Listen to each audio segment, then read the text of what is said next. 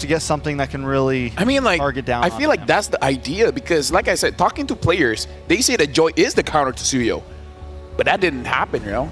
Well, because the Jawhead's such a good the Jawhead, answer. yeah, exactly. Such a good answer. Because the electrifying beats is literally a, I'm going to run around in circles on you, and Jawhead denies that completely, right? Yep, exactly. Okay. So counter to counter. Counter the counter. So similar bans still for both teams. RQ does take red side. So half of their win condition in the draft is red side. is already executed. Hilda gets banned out, so Vamos wants that Suyo again. Will they let it through? If this is the third game in the row, if ever it does happen. The RRQ doesn't ban it out. There's the Jushin still, but if they still want to get their hands on that too, they can just let it. Seems like a lot of teams are letting through the major. Like the Jushin and the Eve that was banned so much in the beginning, a lot of teams are like, no, we're not even banning this anymore. Vamos doesn't even pick it up. So even if you let it go, the chances of them picking up Jushin is super low. Oh, but they ban it anyways. It's a throwaway ban. What? It's a throw. You know the Suyo is coming. I mean, they could have banned Hylos, but they might want Hylos, right? They could have banned Cho, but they might want Cho. And RQ's known for this. They'll give over a pick to get some trades back, right? What if RQ picks up the Valentina? But then Warlord will pick up the Sicilian. Sicilian Carmilla could come back. But then you don't know who Sutsujin will be using. I mean, I think they could lock in the Joy here and be okay with it, right? I mean... Also... you mean for RQ? Even though, Boy Valentina? Yeah. Like... Even though they had a little trouble with the last game? Gatot, yeah. Gatot Eve. So the Valentina is going to get locked in here. And Hylos is not a good matchup against the Eve, but some teams do brute force it. And I'm not sure if like Smooth wants to play that. Sorn, I have a feeling he doesn't. The Cho's still available for Vamos too, but has lost both games, by the way. The, Cho has lost both games, just to remind you guys. Yeah, they could just not go Cho. I mean, honestly, RQ could look for something similar that they had in Game 1 and look for that last pick jungle again. Maybe lock in like the Granger here as their third pick, like what they did in Game 1, and keep their draft very open, very flexible. Because they had a lot of advantage in Game 1 when they had that flexible, they had something similar. I don't think it was the Hylos and the, but they go for Skylar on the Wan. So now RQ's falling into comfort. Yeah, because they see the Hylos, and no matter what hero Zoran picks up, they're very comfortable with this kind of lineup. So there's a could there be a chance that the blue comes up? Banned. It has been banned, yeah. Let's go. It seems like they were able to set this up. Even the Irithel now taken out, although we know for a fact that Nets is really comfortable with a carry for the entire series. But now Vamos can ban Susujin. Although to be fair, Susujin is kind of hard to ban against. He is though. Carry's a little tough against one. I know that they had a good game last game with the carry, but honestly, it's a if RQ is playing well and pressuring right, it could back. That's a good ban. Yeah. I respect that. Yeah, I respect that. And that's what we've gotten to in this point. It's like just targets. Like, just, all right, this is giving us trouble. Does Vamos ban out the Ruby here? Vamos. And then go back to picking something up like the Jawhead or something like that, like something that can control mid. Honestly, that could work well for their last ban. And for RRQ, Nets hero once again? Something about the Akai. I mean, Team Spirit used it against them one time, though. It wasn't like... It was one time. It was one time. But this is uno, dos, tres, hala, vamos. Or they go for like, they could always ban out the Alpha here, ban out the Hayabusa if they really think that RQ is going to go something like a Hayabusa ban. Oh, Hayabusa is banned, yeah. If they respect the Joy. The Joys and... It's really just the Joy, the Alpha, the Nolan. Yeah. Oh, but Matilda. They ban out the Matilda here. So does Sutsujin want to go for like another Assassin or the Alpha? I mean, they have the Eve. I think they're still saved. I think they saved jungle for last pick, right? Yeah, pick up someone tankier here too. I mean, Ruby's open if they want to go that route. Ruby and Eve, the Ruby Eve combo is also vicious. You hold everyone inside of the RWM as much as possible. Tig also open, like you said. Oh, yeah. Option. It's just that you don't want to give Warlord. Yeah. Oh, Franco? Oh, wait. Franco 1-1. Oh, okay. This is a skill pick. Yeah, it's an answer. It's a skill pick. I mean, Franco's always an answer. It's always a possibility. It's a high risk, high reward, right? Dude, the Valentina will get the bloody hunt for themselves too. True. So. Does the Valentina want to get that close though? That's. I mean, it's decent like peel. It's decent like if you're coming at me, but I mean, Implosion's worth it. You could. Bloody hunt is a little risky. If you can get it on the 1-1. Yeah, then you're. Yeah, that helps a lot. Although Gato can kind of stop that. Yeah. Like he can taunt you out of it. So Vamos, the last pick is going to be very crucial here. They pick up the carry and the jawhead. So whatever worked, pick it up again. What's the jungler? Okay. Last pick jungler. What's the jungler? Like Alpha is still open. They could just round themselves out with something like that. I want to go crazy, say Granger, but I don't know. Don't go. Whatever you do, RQ. I mean, additional CC would work, but the... Time to drop the beat of the Flash! They're picking up the beat of the Flash. They're picking up the beat of the Flash. All right, so yeah, this time we're going to see if Susujin gets to dance to the beat of the Flash. We're going to see how T-Bless works. This is going to be very interesting tracks. Let me just say, if this happens, whatever happens in the last years of the day, I respect you. I respect you. I respect you too. So thank you very much, gentlemen, Brigida, as well as Trex. But now we have to give to our cousin, Mirko, as well as Naisu. Well, today I learned we are cousins. We're cousins? We're all one big family. I mean, to be fair, biologically. Historically, maybe. Historically. You know what? Well, going down to this, again, we got a preview of the draft. Here's one last look.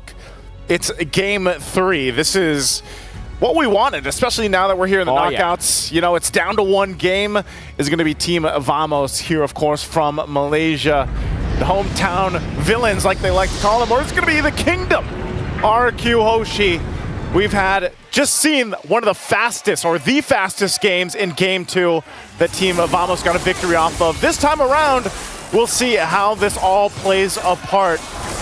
Interesting lineups, you know. I know we had some similar reactions going through the draft as the panel. But yeah, I'm wondering if Susujin's going to have a better time in the jungle this time because we know how fast Chibi got going. Whoa. It's a focusing mark on the jawhead. Zorn, an interesting choice to go for. He didn't go for this earlier, right? I think he went for Concussive Blast in the mid lane. Rin's almost just got a solo kill on Warlord. But everything else is quite normal, right? Dyron not opting for the Revitalize again for the Vengeance. But there you go, Susujin winning out the Red Tree battle for the Lethal Wanderer. This is so interesting. Yeah, it was Concussive Blast previously, and that's usually what you see, but focusing mark, and it's funny because usually there are those iterations of the Franco where like they run the focusing mark too, but obviously most people now take the Concussive Blast. But if Zorn finds any of the targets early on with a focusing mark, it obviously will help with a burst. We already got a preview even of last time how much damage Chibi was doing, so what more if you throw in a little extra damage, you know, to go ahead and play that part. Now, pretty steady thing so far. Nothing too crazy aside from that almost first blood in the mid lane. So this will set things up really well for a first objective, the turtle take. Hooks as well from Edok. Going to play a part in this fight. Chibi's going to jump in. Ooh, a lot of damage. Over to Rin, Susujin. Walk up as well. The ejector ready though. Electrifying beats from Susujin under the turret. Now a splash of damage from Warlord. They're going to trade back. Diamond rotating in. Oh, that's a hook. A flicker around on the Purify. 2 big resources. Smooth from the top lane. Rotates into the mid lane just to get a little bit more room for Warlord to clear it out. Skylar in the bottom lane now. On the Inspire in the 1v1. Nets has to respect this. Nets actually wants to move forward. It becomes an even trade in the bottom lane. I feel like this matchup between Nets and Skylar has been one of the most like action-packed, you know, laning like the 1v1s, especially early on. Like they hear, man, everybody's fighting the mid lane. We want to fight, you know. So that's how that plays out. But this brings us now to the first turtle. RRQ is going to go ahead and set things up smooth, dropping down the ultimate. Good moves from Susujin. Red Tree battle. Chibi again. Real world manipulation. Zorn going to be caught in it. The immobility field. Dyron picks. No. It's an iron hook. And a bloody hunt from Edok. What a hook. All the way from downtown. That was max range. That was on point. That's Edok. That's Edok's Franco right there. And, you know, there's not much you can do against that. Now here, Dyron should be fine. He does have the Vengeance again this time around with the Gatakacha. So interesting how that first turtle played out. Of course, it went over to Team Vamos, but they lost the fight. And so for RRQ, they build up. There's a Corrosive Scythe now for Skylar. Going to be the first item he locks in and prioritized. Meanwhile, Net's still working on that first one because he did also pick up those level 1 boots. So this goes back to the thing where Edok just plays around the hook. If they can get it set up, then that's great. If not, then you wait for Team Vamos to try to do the same thing, because once that flicker is available from Zorn, he might try to set it up. You want to know a fun fact, Naisu? Fun fact. Throughout the ages of RRQ Hoshi rosters, we always have a Franco God in the lineup. Yeah. Vin. Obviously Naomi. Nice. And then now we have Edok. Oh! Again, I mean, was that a hook? Was that a solo kill? I have no idea. Edok still has the bloody hunt. Skylar still has the crossbow of Tang. So it definitely seems to be a hook, right? There's no way that would just be picked off randomly. Yeah, or maybe over... I don't know. I mean, he didn't have flicker, but yeah, it had to be a hook. Edok locked in, man. That was, you know, when you look at it, but that's going to give Skylar this advantage that he was already fighting for, and going to get a lot of extra gold now off that gold plating. So interesting thing for Team Vamos is how do they kind of respond to this, because, you know, Prodigy or not with this. Oh, hold on. Bottom lane. The ejector to bring him back. Wow. Finally, he gets a taste of his own medicine. There you go. That's the pickoff game, and Team Vamos will be able to get a kill over. Rins dodging him from the stump. The real-world manipulation will lock him down, though. But he will still be able to walk away. Chibi, a bit more damage with the arrow there, as Rins pops in the regeneration. And now Vamos with the control over the turtle. All right, they're going to start it up. Again, they have an advantage with this one. They want to go 2 for 2. Holding it together. Zorn zoning out. They might force something out here. RWM coming down. Retreat. No, it's Zorn. This time who wins it out. Sutsujin with Jason AOG from Tyrant to take the kill. He tanks up a bit of the shot. Sutsujin's able to escape. Smooth. Running him down. Tyrant with a vengeance. Chasing Zorn down. Ejector ready. Zorn just walks away. And Smooth gets the double. RRQ Hoshi just cannot get a turtle. They can't get a turtle, but they will get some kills. But now Nets finally picking up the turret. Here comes Edok. That's a bloody hunt. He's all alone for now, but he knows that Nets doesn't have... Oh, point blank iron hook. That's the one you don't expect to miss, but that's the one that Edok misses. Nets gets away. It's kind of amazing how it works, right? I know all the Franco players know. The point blank ones you don't hit, the far ones you do. Electrifying beat. Smooth is healing through all the damage. Sutsujin will have to just back away, and Vamos take back the control of the game with this momentum. Just like that, too. Team Vamos able to go ahead and diminish the gold lead that RQ built up in the early portion of the game. And now it's pretty much even Stevens. You know, they are going to be able to continue to test for the objective, the third turtle that does come up. RWM held on here from Warlord. Will have to go ahead and back off a little bit. Dyron tanky enough, but this is going to be a crucial part why I feel like RRQ Hoshi definitely wants to go ahead and contest for that turtle and make it work. You know, lock it in if they can. But if they decide not to, it's not the end of the world. Team Vamos can go for 3 for 3 for the turtles, and then RRQ Hoshi looks elsewhere. This is also where we start to see where that transition for Skylar, now that he's got 2 items, he's got the Golden Staff now, alongside that Corrosive Scythe. He's going to be a big part of some of these skirmishes and team fights that do break out if he can get the airtime with the Crossbow of Tang. And meanwhile, Rins 2, where he sets up the real-world manipulation, is going to be crucial. We're 10 seconds away from that turtle. Positions already happening here, but Chibi will stay topside, pushed into that tier 1. There's a hook. Iron hook over to Zorn, Bloody Hunt as well. Skylar will be able to get all the tags, all the weakness points. Crossbow attack ready with the real world revelation. Oh, Warlord gets stuck with AOG. Sutsujin, electrifying beats. Now it's Skylar dishing out damage. Oh, Sutsujin to fade away. Last hit doesn't get it. Skylar with a double. Chibi? That's very low. Able to run away from that, but gets slowed down. Chibi needs one more hit, but he gets taunted by Tyron. Rins a few more shots of the Void Blast, but Chibi is able to walk away. 4 for 1 trade. Chibi. That's a dangerous game because Rins with a flicker forward to take Chibi down, and Skylar gets the turret. Finally, Sutsujin will get a turtle. It's one of those things where you're like, is this the right choice? No, it's not Chibi. Not only did he go for the wrong target or couldn't capitalize on the kill, but then gets punished for overstaying on his side of the jungle. So they lose a whole lot in that fight. Now RRQ Hoshi, you know, when I said it was even Stevens, they heard that and said, no, not anymore. 3K ahead now, plus that last turtle of the game. Holy Crystal picked up by Sutsujin, so now he's going to hurt even more on this Joy. And so advantages for RRQ Hoshi. Massive right now. Skylar sees 4 from Team Vamos. They'll go ahead and back off here. Wow, Skylar has actually opted to go for the Golden Staff. So that's 3-item power spike. Almost gets that hook in the bush. Zorn, good read to space out just a bit more. This is actually not the most common build, but it is the build that Skylar has gone for most of the time in the M6 World Championship. He always likes to go for the Golden Staff. Usually we see Windtalker or even Malefic Gun here. Unstoppable. Okay, Horse used up. Dyron just walks up and dashes away. Sutsujin? No, all right, they're chilling. At this point, you know, I feel like Team Vamos needs to bring it down a little bit. Because of that whole last team fight, it feels like things got a little too chaotic for them. They need to kind of, chill down a little bit. Hook's not going to land there. You always got to catch your breath when that hook is thrown out, you know? And nail biter. Yeah, it is. And for Team Vamos, they're feeling it. You know, they're biting the nails right now because of just how much of the scaling is happening for RRQ Hoshi, and it's not happening for them.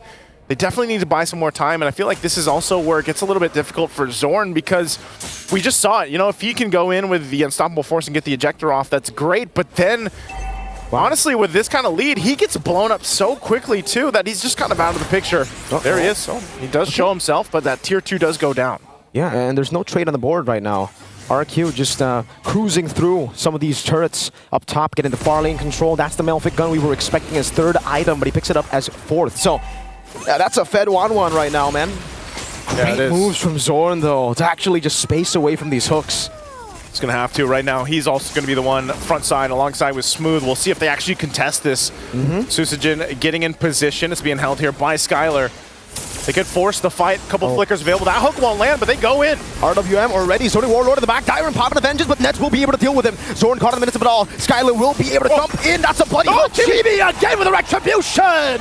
But Sutsujin takes the killing spree over. Skylar's on the chase. Under the turret. Needs one more. It's a double for Sutsujin. But for some... Enoch tries to go for the flicker play. Doesn't get it. It was together with Rins. It was a flicker slow, but it was not enough to take anyone down. Man, he landed them earlier in the game, but these ones he won't be on point with unless he gets one here. They do hold the Lord. They take care of it quickly.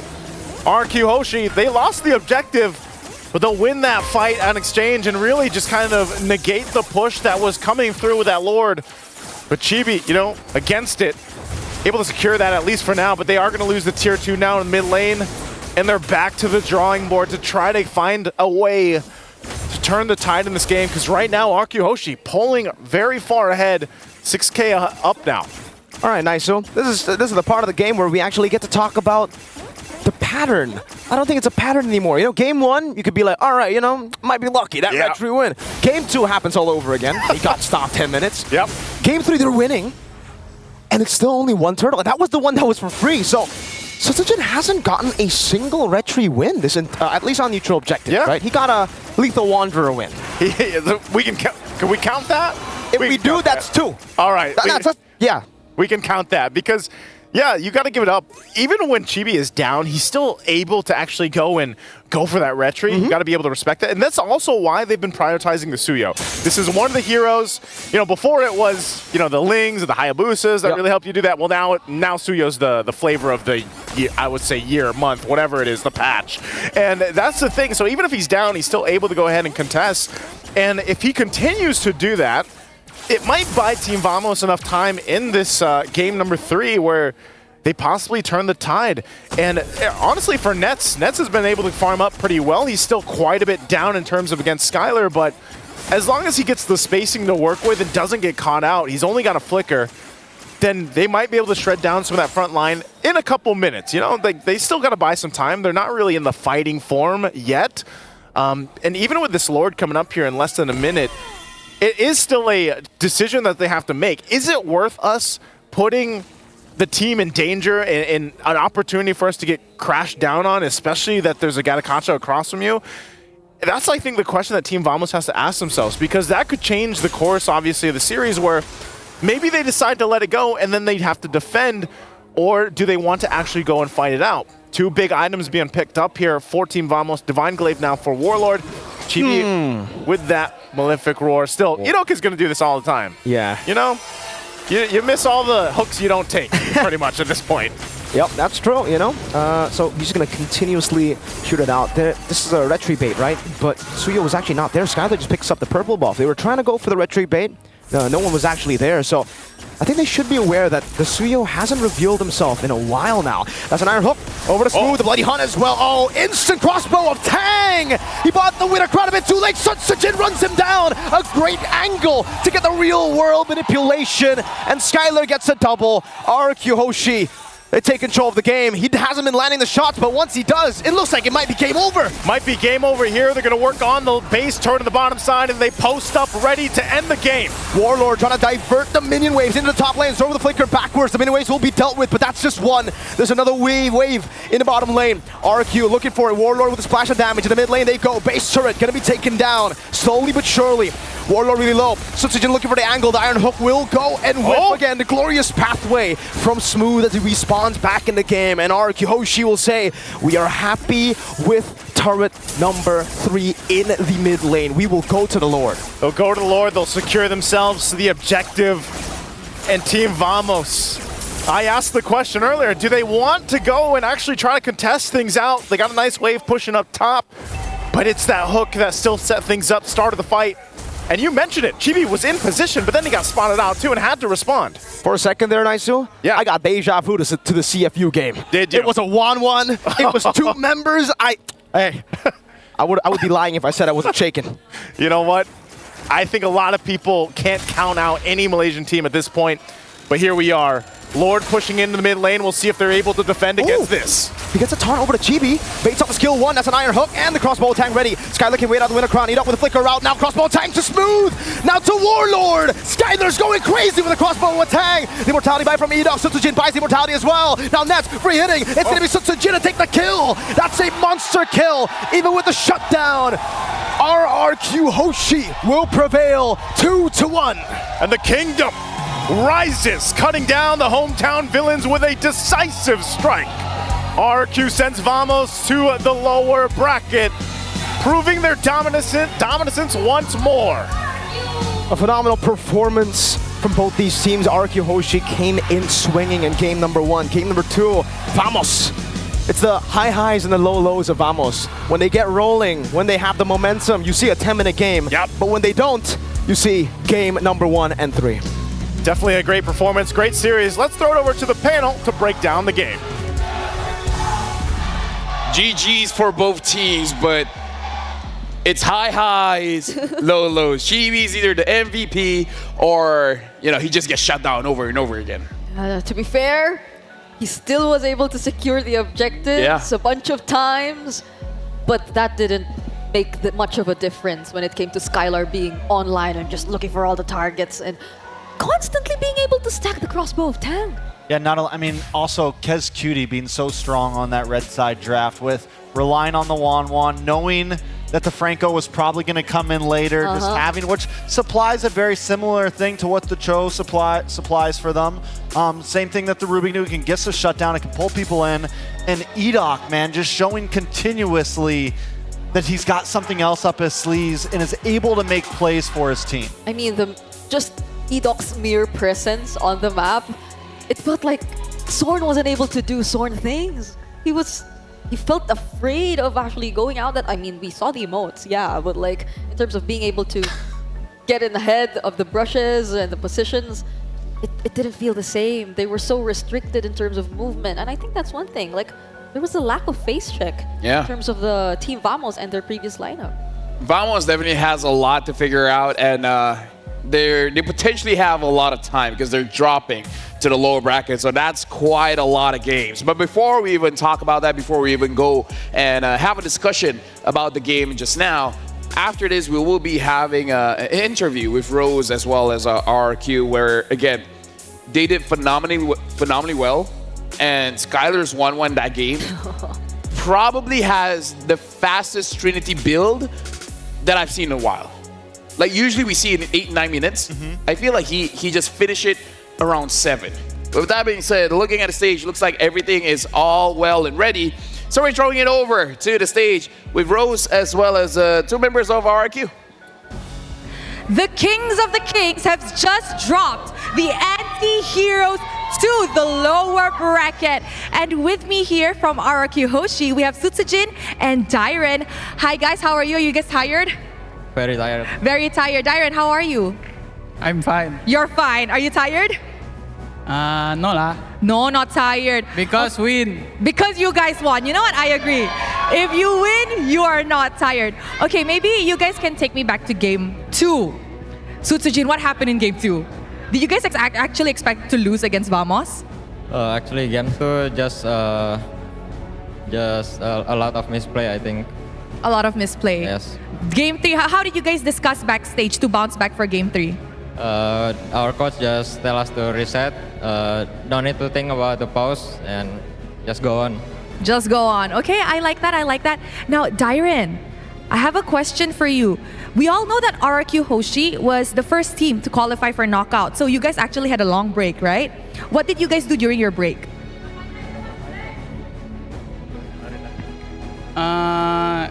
Kita latihan aja sih di hotel. Kayak nonton-nonton gameplay semua tim. So you guys just studied and watched all the gameplay. You guys didn't go out and enjoy like other teams? Because I see other teams, they went out, go Bukit Bintang, go eat, go KLCC. You guys didn't do that? Kita pergi makan. Makan aja. Kita makan di Alor Next Street Food. Oh, okay. They went to a pretty touristy spot to eat. Was it good? Ya. It was good. You ate a lot? Sangat good. Makan banyak? Banyak kali. Okay.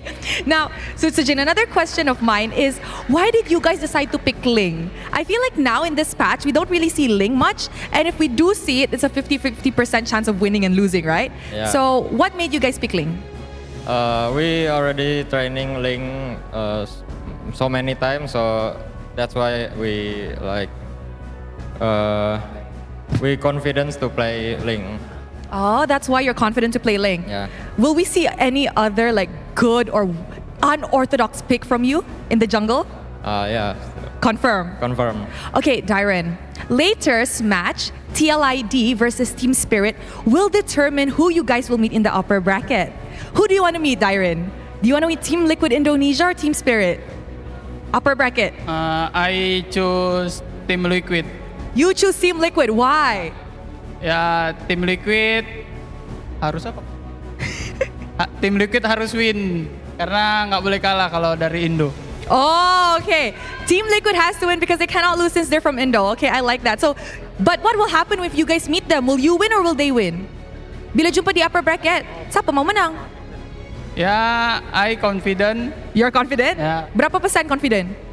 95%. 95% confident that he will win up against TLID. Okay, Sutsujin, before we started the game, right, we saw a quote from you that the only person you miss in Malaysia is actually Smooth. Why do you miss Smooth? Because Smooth was very nice to me back then at KGE. Oh, he was nice to you? Yeah, he was very nice. He takes care of you well. Yeah. So, now that you just met Smooth in the international scene, how was it like? I'm very proud of him. You're very proud of him. Do you have anything to say to him? Because now he's in the lower bracket. He only has one life left. Any words of motivation for your old friend? I think just good luck on lower. Good luck and just, keep going, right? Yeah. Okay, one last thing. Sutsujin, the reason why you're playing extra well today, I heard is because you have a special buff. Guys, Sutsujin's mother flew in from Indonesia. So Sutsujin, what do you want to say to your mom? For my dad and mom, thank you for coming here, supporting me. Don't forget to come again tomorrow.